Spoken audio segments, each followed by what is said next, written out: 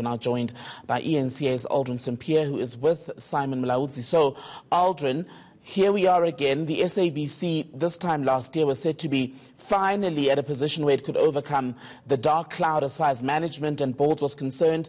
But again, another year, another scandal.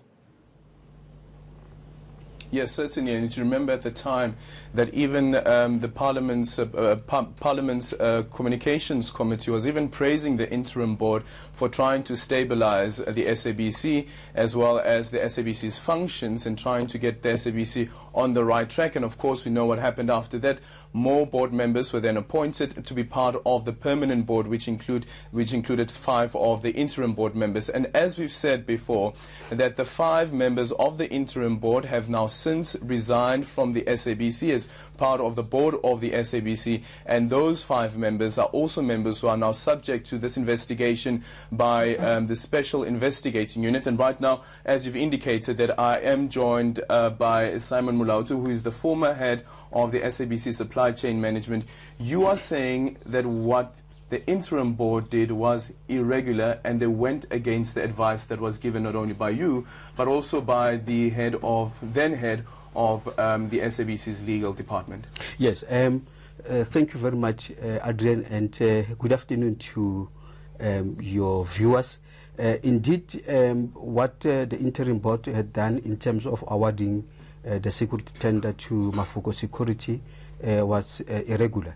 And we now actually even sit with the benefit of the SIU having reported to SCOPA as well as to the Portfolio Communications Committee that through the interim report they had found wrongdoing, or what they capture in their phrase as the interim board having done what is not in the interest of the SABC as far as this is concerned. What was your advice to the interim board?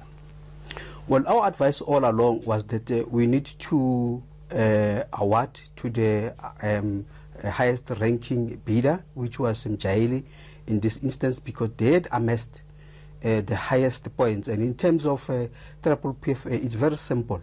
It tells you that whoever then gets awarded the tender is the bidder who would have amassed the highest points in that tender process.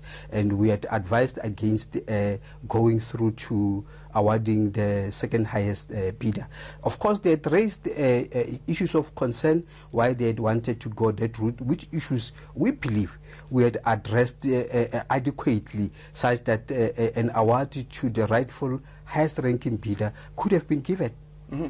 But then the board also gets advice or seeks advice from outside of the SABC. They appoint a firm to give them some sort of advice in terms of whether they have gone the right route in terms of appointing Mafuko instead of Mjaili Securities.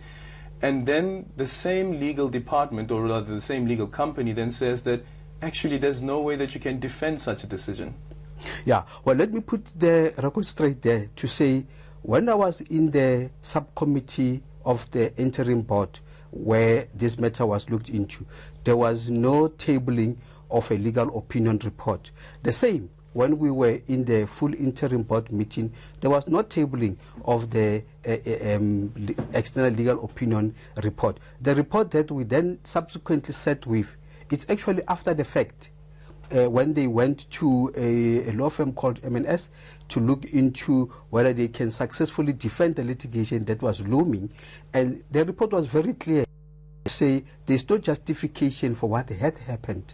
And that is why, if I could preempt your question, I refused to support the affidavit by the current chairperson of the board, Mr. Bongumusa Makhathini, who had wanted, and I believe they might have lost the papers with the court, to defend the litigation that the rightful owner is lodging. I refused to support that affidavit. And actually that draft affidavit also reveals some rather interesting details, and we've spoken about this before, where Makhathini has said that he had asked the SIU also to investigate this tender or even the role of some of the board members, but going as far as mentioning these at least 2 board members and saying that these board members have received money. Yeah, look, in the draft affidavit, I said, and it's one of the reasons why I did not support that affidavit, because I said I do not have personal knowledge of the fact that there are certain interim board members who may have received money to argue in favor of the second highest ranking bidder. So there was no way I was going to support an affidavit which contains information that is not to my personal knowledge. Who are these board members? Well, the type of documents that I had seen from the department indicated Mayor Koyama and Mr. Tsedu. Also part of this subcommittee, right? They were part of the subcommittee, indeed, yes. And what was their attitude during this meeting when you guys were meeting? I think there were at least 2 meetings. During these 2 meetings, what were their attitude when you said that we can't go this route? Well, look, they were committed to say they want to go with the second highest ranking bidder. As I said earlier, they raised issues to say why they so feel, and I said we addressed a whole lot of issues that they had raised. For instance, the fact that, as an example, the highest ranking bidder had level 1 BBB score or rating, and we said they had already been compensated for that. You cannot, reward them for a second time. Something that was also confirmed by National Treasury, because in between the subcommittee of the interim board and the full board meeting, we don't sought advice from National Treasury, and they explicitly and emphatically indicated that you cannot bypass the highest ranking bidder for the reasons that were being stipulated or cited. Yes. So not only do you have this SIU investigation, but the courts are also now involved in this matter through the Mjali application that has. Where do you stand on this? Are you willing to assist the court? Well, assist the court.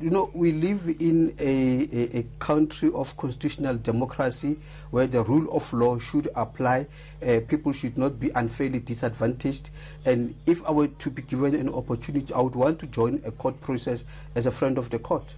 And what would you be telling the court? Basically, what transpired, that which may not be said because it's not known, or that which may not be said because people want to sweep it under the carpet. I believe I will play an objective, impartial role to say, court, for you to come to a fair, just judgment, these are the things that neither party may not say because they may not know or they may want to hide them. And this will not be a bitter man who has been fired from the SABC? Not at all, because you see, Adrian, it will be consistent with what I've been saying all along, right from the subcommittee meeting, right from the full interim board meeting. I've been saying that.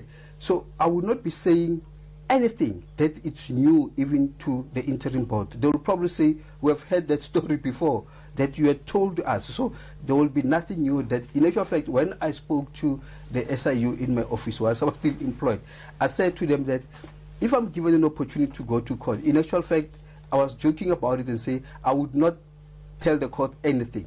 I'll ask the court to listen to the actual recording of the meeting at the subcommittee and the meeting of where my voice is recorded to say, what is it that I said? The recording will certainly be very important. Just before we wrap up, you signed the document awarding the tender to Mafoko. Aren't you complicit? Not really. Remember now, when we sign a letter of award, and which is the sole preserve of the head of supply chain, you're actually communicating the outcome of a committee or the decision that would have been taken by an individual, i.e. maybe an executive director who may have made a decision. Therefore, the sending out or signing of a letter of award is an administrative function that ordinarily the head of supply chain would do. So I was not making a decision. I was just merely communicating the outcome that came from the interim board committee. Molaudzi, thank you so much for your time. It's my great pleasure. There you have it. Interesting details about these meetings that have been taking place and how, at least from the legal department as well as the supply chain management department of the SABC, there was this effort to try and convince the board why Mafoko Securities can't be the successful bidder in that security tender. And as we know, of course, that is now subject of an investigation attention, and as we've been indicating earlier on as well, that the courts have also now been called in to look into the alleged tender irregularities. But here's the interesting part about this, is that if the SIU does find the board members contravene the Companies Act, for instance, these board members could be declared delinquent, and which means it could affect the role that they play on various other boards, like somebody like Mekweyama, for instance, who sits on the board of PRASA, that could also affect her role that she plays there. Right, ENCA reporter Aldrin Sampear, let's leave it there for now.